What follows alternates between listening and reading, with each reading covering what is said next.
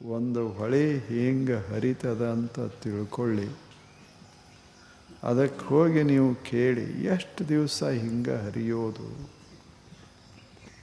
ಎಷ್ಟು ದಿವಸ ಪಾಪ, ಎಷ್ಟು ದೂರ ಹರಿಯೋದು ದಿನಾಲು ವಿಶ್ರಾಂತಿ ಇಲ್ಲದೆ.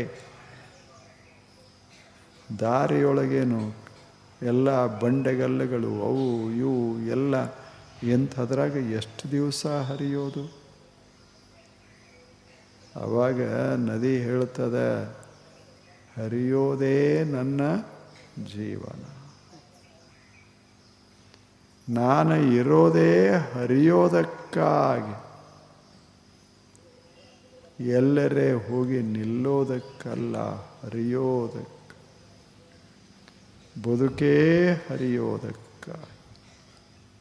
ಹಾಗೆ ನಮ್ಮ ಜೀವನ ಇರೋದೇ ಇಂಥ ಗುರಿಯನ್ನು ತಲುಪೋದಕ್ಕಾಗಿ,